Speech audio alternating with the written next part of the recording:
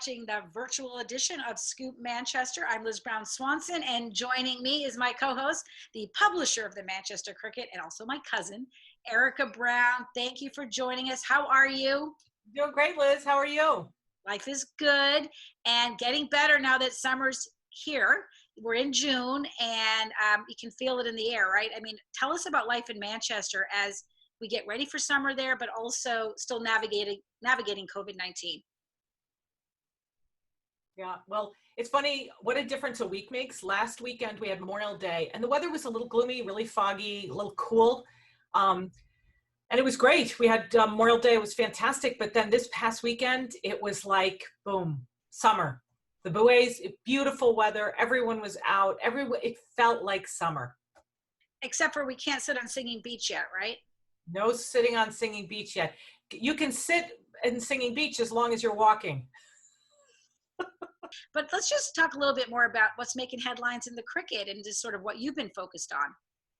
Well, we had Memorial Day, as I just mentioned, and you know, Liz, Memorial Day in Manchester is a really big deal. It really is. I think it's the largest, most comprehensive ceremony in Cape Ann. No other community had an in-person ceremony. And in fact, what they did was 1623 planned well ahead and asked all the American Legion halls in each of the towns to pre-tape a ceremony. And they aired that on Monday as their Memorial Day. Manchester was the only town that didn't do that. We had an in-person ceremony. And it was fantastic. It was quiet, it was intimate, it was restrained, but it's still, a lot of people showed up. Everyone was safe. They all, distanced, safe distanced. People were watching them from their porches on the Inner Harbor over the American Legion Hall behind Town Hall. It was really beautiful, actually. It's really nice. Well, especially now in our times right now that are so trying, that being able to connect in a patriotic way must have been extra special. And I'm so glad to hear that, of course, Manchester always on the forefront and was able to have that in person again. That was awesome. So I know that it felt good. Yeah, much needed. And like we said when we started the show, we're feeling good about summer happening in town, even if it's not completely like summer as we know it.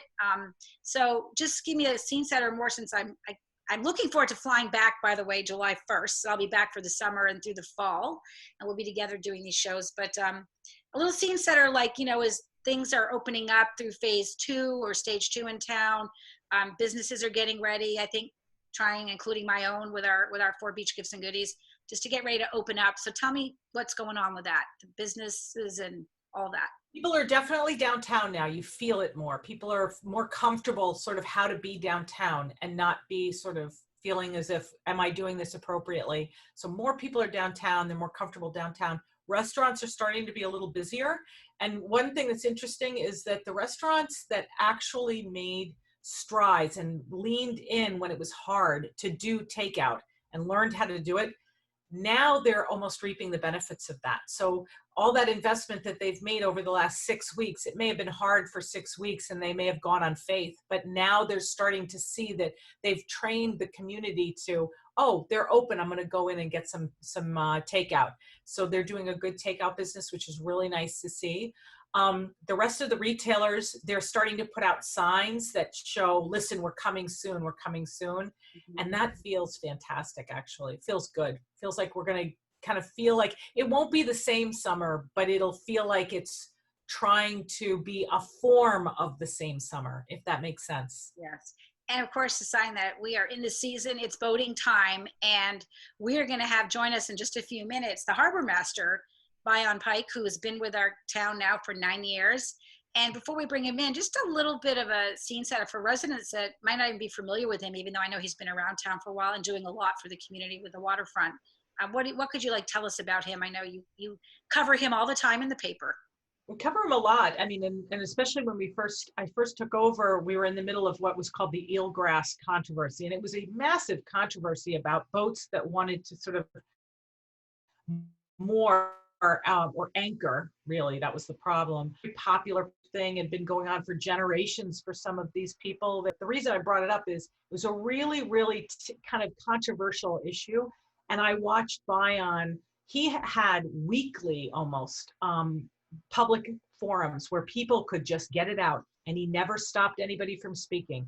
He just had rules. You speak once and you have your turn, and you have to wait until everybody else spoke before you could speak again, which I think was really great. I just watched how he handled it. He did a great job. And then, you know, there's a bunch of other things he's accomplished. I mean, Morse Pier, the rebuilding of Morse Pier in Masconomo Park, the wall at Masconomo Park, the docks, the loading town, launch behind Town Hall, Reed Park, and those incredible docks he built himself, by the way. He's a true Mainer. And then this week in the paper, we had this controversy type of thing over at Tux Point because it's associated with half of the mooring holders in Manchester, which is about 300 people. And suddenly they had to deal with the fact, we all learned last week that the actual dinghy dock, the ramp to get to the dinghy dock was condemned because of weather. And when Bion went to actually get it rebuilt, he found a surprise. He'd only been here on the job since 2012. Well, the town had not applied for a permit to rebuild, a proper rebuilding permit at any dock, as a matter of fact, since 1896. So he's been navigating a lot on the waterfront in our town, and so we're going to now invite him on. And so it's great to have joining us here on Scoop Manchester, the Harbor Master Bion Pike. Thank you for being here. You are the ambassador to our town's waterfront, and I know you're busy right now with summer approaching. So how is it going? Well, so far so good. My assistants are out putting finishing touches on docks and tide gauges and harbor master boats, making sure that when we're ready to go with our boating season, everything will be in place. Summer of 2020 with COVID situation, what do you need residents and boaters to know right now? The first thing folks should know is that the town docks are open for pickup and drop off only for residents. We aren't accepting any transient boaters from out of town, unfortunately. There's really not much for them to do anyway when they get here. The launch ramp is open. You can launch your boat and go out and use it, which is important. With so little to do, to be able to get out on your boat is a wonderful thing. Bring us up to speed on what's happening at Tux Point in terms of being able now to access the dinghy docks. There's a situation developing there. Right, so the access deck that allowed folks to step off the rotunda down onto the floats has been condemned. The underpinnings, after many decades, has given up and is beyond repair and wouldn't hold the new ramp that needs to be installed for the facility to be in compliance. So we're looking at a major repair. Permitting takes 9 months to a year, and then construction. So we're a ways out. And in the interim, we have an outhaul, which is a traditional way of getting out to a boat from shore in Maine, where I live. And that's what we have for our folks for this season. Hopefully it'll work out. How does it work? I think Erika might be able to give us a play-by-play. Sure. She went through this process to get onto the dock. I actually used it. I had the opportunity, Bion, to use it after you and I spoke last week for the article. And it's like Liz, it's like a it's like a clothesline. Okay. So it's got a pulley on one end at the actual dinghy dock, and then it's hooked to an anchor that's on shore with one single dinghy that is meant to ferry you out and about. And it's self-propelled. You pull yourself out there. And then, to be polite though, it's very clear you should pull it back for the next person who needs it. I got it. But when you say there's a lot of boaters that will be having to use this though, right? Isn't there about 300 boats on that side over there? There are probably about 100 dinghies there over the course of the summer. Okay. We'll have opportunities for folks who want to keep their dinghies at other town docks to do that, motorized folks especially. Okay. It's not a perfect solution. The perfect solution is to have a nice ramp that we can walk down. Mm-hmm. We don't. So stay tuned for that. Yes. Well, let's point out the most colorful part of the story is that the last time that the town applied for a permit for Tux Point was when, Bion? 1896. Well, Yes. you're a youngin'. You've been only with the town now, what, 9 years as harbor master? And I know when you came on board, there was a lot happening. There was controversies in the harbor department, et cetera. But you pledged to the town that you were going to give them a well-managed waterfront. Do you think you've been able to do that? And just sort of what do you want to point to in terms of how you've been able to manage it? Mm. So I do like to point out, I'm not the person who gets to decide whether I'm doing a good job or not, but I feel very fortunate as the harbor master here. It's the community that really, really cares about its harbor. And many harbor masters don't have the great good fortune that I do. A lot has been accomplished here because the residents and boaters of this town understand what they have and are willing to take the steps to meet the needs of the waterfront, whether it's a crane for the fishermen, rebuilding the wall at Masconomo so the park doesn't fall into the harbor. That would be sad. We built the brand new transient facility at Reed Park, which is a benefit to boaters and to businesses. The new launch ramp behind Town Hall. I know that was a challenging project, but the old one was really the black hole of Calcutta. It was horribly dangerous and hard to use. So all these things are just because of the folks of Manchester. Are you excited for the summer? Are you ready? Well, we always try to be ready. Is never-ending list of things that do and can go wrong. So we try to plan for that. Being a harbor master is work.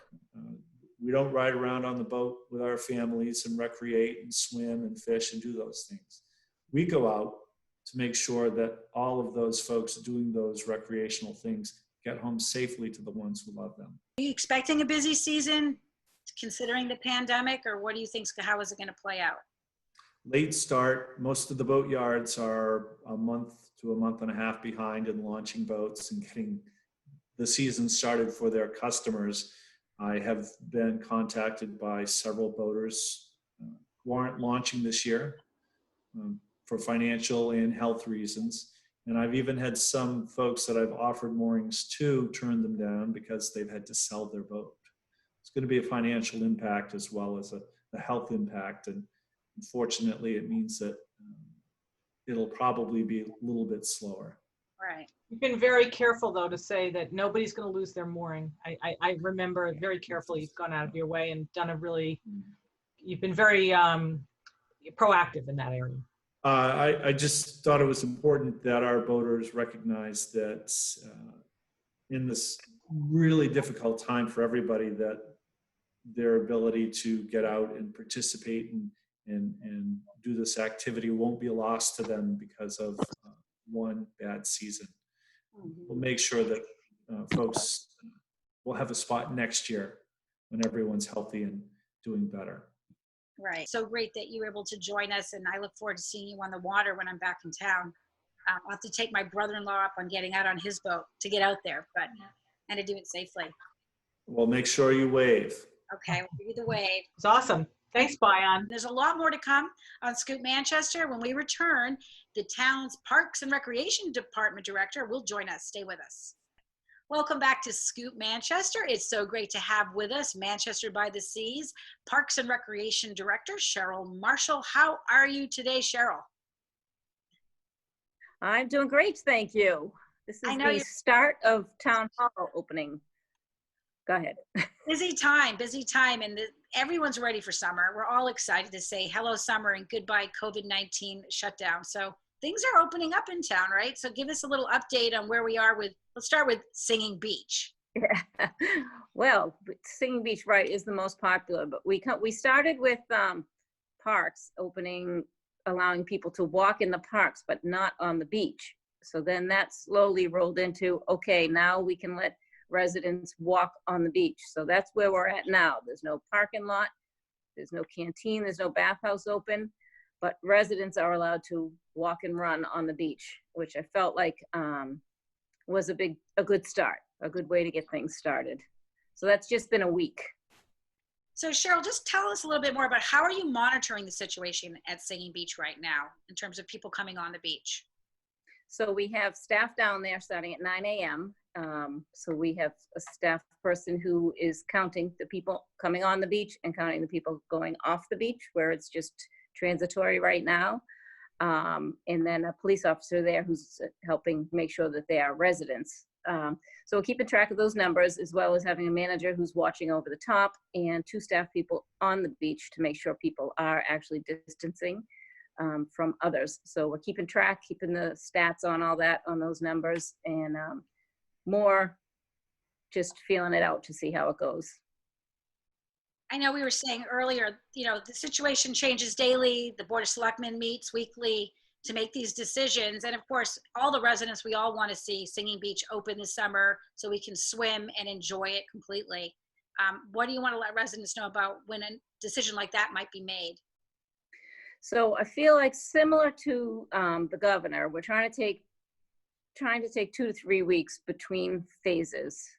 Although so we're open just Monday through Friday right now, and it's only been a week, and I'm already pushing tonight for kind of a 2.5 that will be open all 7 days. I see no reason why we can't follow the same protocol on the weekends. And then I think once we do that for maybe 2 weeks, then we can look to open it up also for the sunbathing for the residents as well. And then kind of each baby steps as we go along. Of course, we're talking about Singing Beach, but we have other places to enjoy the water, whether we're at White's Beach or Black or Tux. What's the deal with those spots? So all beaches are open just for kind of that transitory use right now. And there is some parking open at Tux because there's also moorings and kayaks and all that, but there's no parking at White and Black Beach right now either. Just like Singing, yeah. What about, we're going to move on to all the other fun stuff that happens in town that we look forward to in the summer, like playground for the kids. What's going on with that? So playground, we are still trying our best to hold. It's probably going to look very different. I think a lot of people's memories of playground is 150 kids in the basement of the school, so it's not going to look like that. It has changed over the years, yeah. And this is really one more thing that's really going to push us to make some more changes. But actually, I just got off a phone call with the State Department of Health, and it looks like we will be able to figure something out to have something fun for the kids. It probably will not look like a child care program, but it will be something fun for the kids that they can do this summer. Honestly, anything you do, I think the community will greet in such a positive way, because they're just so girded for doing nothing. So if you do anything, I think they'll love it. Right. Yeah. Such a rite of passage. I'm grateful that my kids, even though I live bi-coastally between California and my hometown of Manchester, all my boys went through playground, and it's just like, such a special time for all these kids, and that'll be great. Other festivities and fun, 4th of July, all these kinds of things you oversee. What do you want to share with residents about sort of the celebrations we look forward to? I don't want people to give up on celebrations, because there's still plenty to celebrate. And like people keep reminding me, even if the 4th of July festivities aren't being held the same way they traditionally are, we will still have a 4th of July. So what we're going to do instead of a parade is we're going to have a house decorating contest, which, because I was coming on this, so that we told people they could sign up June 1st to July 1st, and today is June 1st. I was like, oh, let me see if we got our first registration yet. And we actually have 3 already. So nice. Excited. Yeah. So I do think that people are going to get into it and get excited about it. And I think that everybody wants to celebrate the 4th of July, and it's just going to look different. Everything looks different, but we're going to do our best to still make it special. And what might be music to the ears of our community, as we were talking before, like, don't give up on summer concerts. They may happen as well this summer, right? We're really hoping so obviously our summer concerts are usually funded completely by sponsorships. So our sponsorships are down. But we've been talking to the bands, and we are going to look to start in July, like July 7th, to maybe do an abbreviated concert series.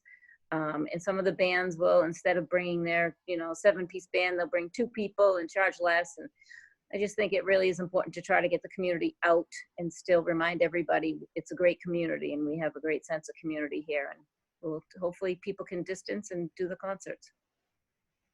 Any other programs or information you want to share with the residents right now? I mean, I know there's so many programs that you offer through your department.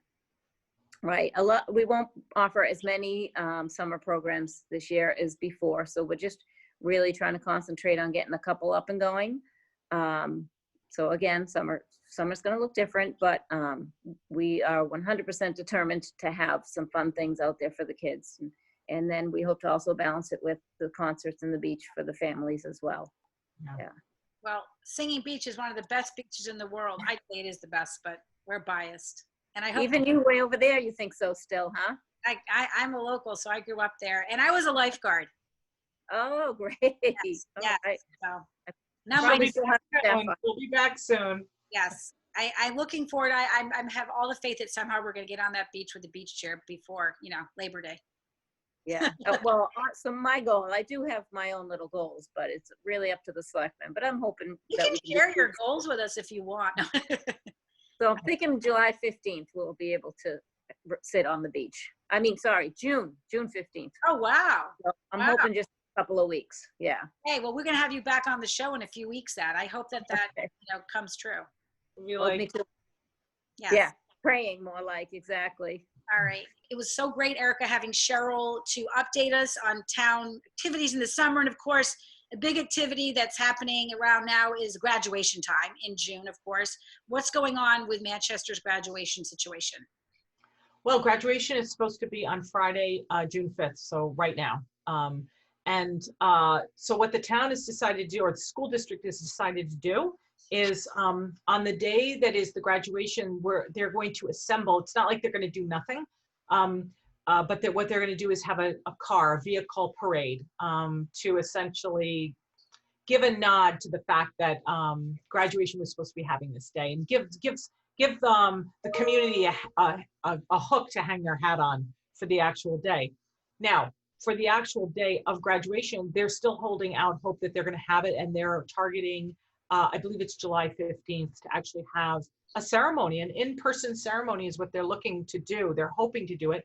So there's talk of maybe having the format of a picnic or something that doesn't try to force the issue of saying, oh, it's got to feel like a graduation, but feels like it's an event that can involve families properly clustered together. And they're really putting out hope that by then we'll really understand the rules of engagement as it relates to how to do public events. Mm-hmm.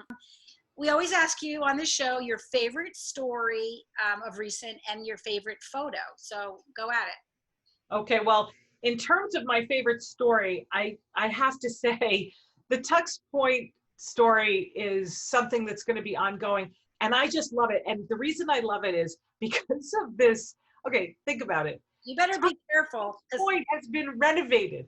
Oh, Tux Point has been renovated stem to stern. Just in recent memory, we had the blizzard of 1978. It was like completely destroyed, and they rebuilt it. We have pictures of the elderly brethren picnic, and all the men are at Tux Point, and in the background, they're rebuilding the rotunda. So I just love the fact that the town hasn't applied for a permit since 1896. But the truth is, and I asked Bayan about this, I asked him, how common do you think it is in Cape Ann that's the way? Nobody thought to like apply with the U.S. Army Corps of Engineers when they needed to just do some work on their docks. And he said, absolutely, there are probably a lot of docks in Cape Ann that aren't in compliance. Yeah. So that's your favorite story. I was going to pick your favorite story as being the fact that you put a couple bookstore owners in there now, because you're a reader. And oh yeah, the best books you can read this summer, right? So people can find out. You have given out a great book list from Manchester by the Book and the Bookshop in Beverly Farms. That's right. Hannah Harlow from the Bookshop in Beverly Farms. She's the brand new owner of that 50-year-old, adored independent bookstore. And then, of course, Mark Stoll and Manchester by the Book, which will be celebrating 20 years this summer. Mm-hmm. That's their anniversary. So each one of them gave a great list of their 5 best summer reads and their recommendations. We did the same thing last summer, and it was great to do it again. Well, everybody's reading more because of COVID-19, which is a good outcome. And also, I was excited to read that I see that they'll be doing curbside pickup for library books at the town library. So more more yeah, they started that this past weekend, and I talked today to the library, and they've already had 100 people sort of signing up for it, so it's popular. All right, so how about your favorite photo? Okay, but my favorite photo has to do with this. We have a feature in the paper, and I don't know if you read it, it's called That Was Then. And it's like a fun throwback picture from our archives, because it actually helps the paper, because we have images in our archive of negatives, these beautiful negatives, and we're not sure who it is or what it is. And so what we do is we run it, and then we investigate what it is, and we share with people what it ended up being. So a couple weeks ago, we had a picture of what we thought was the dedication of the Brook Street tennis courts, and it had 3 people in it. One, a woman in Bermuda shorts that looked like she came out of the Preppy Handbook. It was awesome. The woman in the middle was like in a cardigan, and it's just such a great picture of the time. That's what we loved about it. And then the third person was a man who you couldn't see his face really, but we kept on calling the man with the pants, because he had on plaid pants that were so 1970s, right? I read the Preppy Handbook. I said they had to be wearing Madras, but it sounds like all of them might have had on Madras. No. Yeah, so we thought it was like from the late 70s and Brook Street with the public courts, and we thought it was maybe some tournament, right? Well, we were wrong across the board. That was what made it my favorite picture. Okay, well, first of all, it was taken in 1966, so it was a lot older than we thought. Number 2, it was taken at the Summer Street tennis courts, which we all forget about because they turned it into the skateboard park. You know, the skateboard park when nobody ever used it as a skateboard park, and now it's done. So anyway, they closed it as a tennis court a long time ago, and lo and behold, it was for the dedication of that tennis court. Diane Coons DeMille, actually, everyone always forgets about the DeMille, but it's, the Coons boys, their mother, 91 years old now, she's still alive. She called in herself. She was the first female president of the Manchester Athletic Association. Isn't that great? So the woman in the middle with the cardigan, she was Marjorie Midge Gladman Buck, Mrs. Buck. Do you remember the Buck kids? Lindsay and David. Anyway, do you know that she was a 34-time U.S. national tennis champion? She was a tennis phenom. And by the way, the guy in the picture, the guy with the pants, that's none other than Bud Collins from the Globe, who was nationally, he was the broadcaster, sportscaster for tennis for 30 years. I mean, he was the one who oversaw U.S. Open, Australian Open, Wimbledon. I mean, he was the face, because it was Midge Buck. She got him to come down for the dedication of our public courts. That was my favorite picture of the week. Okay. Well, we're going to start to wrap it up here. It's been a fun show. I look forward to catching my flight to Manchester by the sea and having myself in town by July 1st. But I'll check back in with you. Especially, I want to know when I can get a beach chair back on. We all want to know when we can get a beach chair. I was just going to say, I can't wait to see you in a beach chair. But not in a bathing suit. All right, Erika Brown with the Manchester Cricket. Don't forget to go on thecricket.com as well as subscribe. You guys, subscriptions are good, right? Oh yeah. Every week up. And the cricket team is good. I want to wrap up by saying, checking in to make sure the cricket team is doing well. They're doing good. Yeah. Well, thank you for all you're doing for the community. And that's going to be a wrap here on Scoop Manchester. Thanks for watching. Be safe out there. And I can't wait to see you on Singin' Beach. Bye-bye.